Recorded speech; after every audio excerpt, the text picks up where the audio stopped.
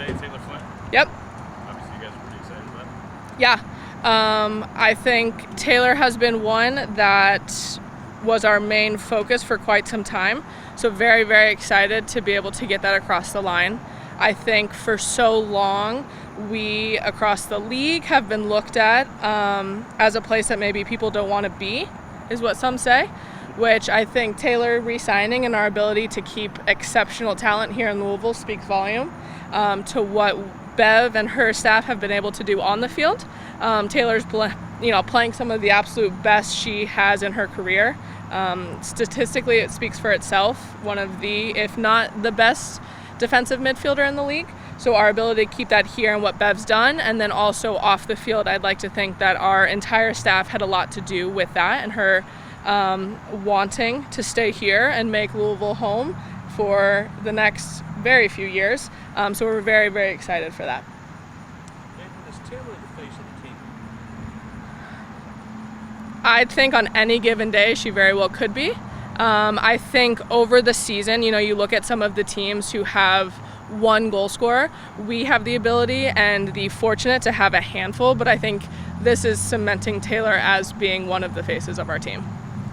Any acquisitions coming up we should know about? Again, still working through, as I said last week. I think for us, like we were in the off season, which I think has been successful, is we're very deliberate with what we're going after. So we have a few pieces that we're looking to see where on the team that we need, where we want, and what that looks like. So we've got a couple. We have some calls while we're in Brazil and other things. So we'll be working to try to get something across the line. What does this mean for you as your first year as general manager to get this inked down and kind of make sure that this team has a solid foundation moving forward? Yeah, I think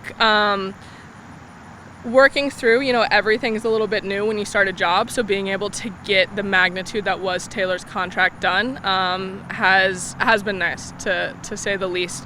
I think just our ability, Bev's obviously, that teamwork that her and I have, along with the rest of the coaching staff, to be able to do this and other keeping talent here, but also new ones, has been huge. So I think it just builds a lot of confidence, I think, in ourselves, and then hopefully the team can feel confident in the group that we're putting together for them. Is a bigger hurdle just getting players to believe in Louisville, to visit here, to see it, and then, once they're here, you feel confident that you're able to lock them down? Yeah, a lot of times I feel like Louisville's a place that people may not have heard of before, but I think once people get here, it's really hard to ignore.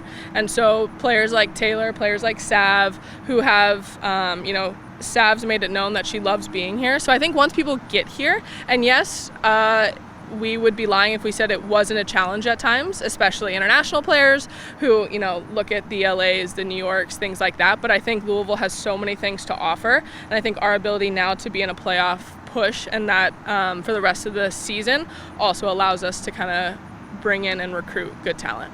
The current climate that you're in with, like you said, Taylor playing the best soccer of her life, being in the prime of her life, 2 new expansion teams coming into the league, European teams splashing a lot of cash lately. How hard was this to get over the line, and what do you think were the final selling points? I'd like to hope that because we're a smaller market, we can hopefully put a lot of value in our relationships with the players. And so there are certain things that I will do everything in my power to make sure that something that they want gets done. And I think Taylor hopefully can feel that she feels very valued. And we've seen that so many players maybe get here and who weren't valued at other clubs, and I think that they can kind of find that home here, and that's hopefully what Taylor has done. And so I think obviously with other leagues around the world who don't have caps and other things like that, we've got to be strategic with things, but that's just kind of a part of the fun that is the NWSL. So again, I think it's really just going above and beyond for our players, both on the field and off the field. I think allows them to really enjoy and want to make this place their home. Is Taylor your first signing or re-signing as a GM? No, we've had a couple in the off season.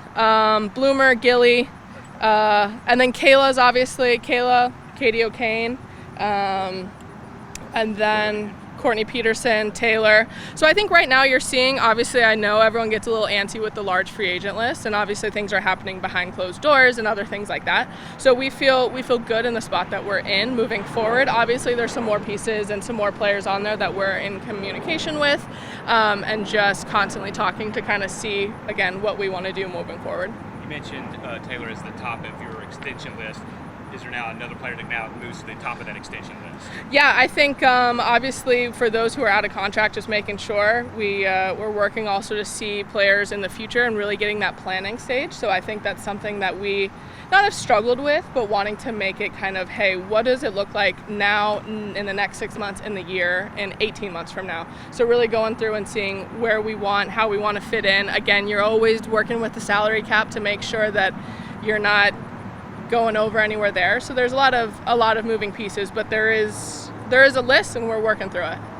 With the news of head coach Bebianis' Yep. miscarriage, just how do you feel as a general manager to be able to support her and have the organization support her in this time? And Yep. how do you feel that the team is able to move on kind of in her absence? Yeah, very unfortunate that we have been through this with her before, and so each time brings a new heartache. And I think Bev and I, just being kind of, we talk about the team, kind of partners in crime, so to speak, of that we do a lot and spend a lot of time together, and being a mom myself, so I'm hopeful that I'm able to kind of give a different kind of person to call when she needs anything, and what that looks like. And the team has been behind her.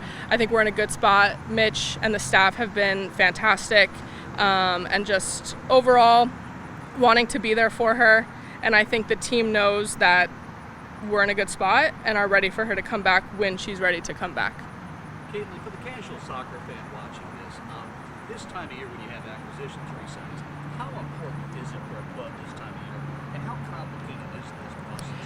Yeah, obviously with the free agency coming out in the middle of the season, it's always adding a layer of things, right? So the conversations that have to be had, and there's some difficult times, but we've found with very open communication has been best for us, being transparent up front. Obviously, this is kind of an interesting break in the season. We head to Brazil tomorrow, so very excited for that, but then all of our focus will be on Kansas City when we return. So again, just like I said, a tricky time with just the fact that it opens up July 1 and what that does to the team in the locker room. But I think in the past, it could have rocked us much harder than it has, and other teams and things like that. But we have such a good foundation that I think we're in a good spot for the rest of the year. Is there a timeline for Bev's return, or is it on her timeline? No, she should be back after we get back from Brazil. So again, we want to give her all the time, time with her family, time to process everything. But we are standing behind her and know that potentially and likely she will be back once we get back from Brazil.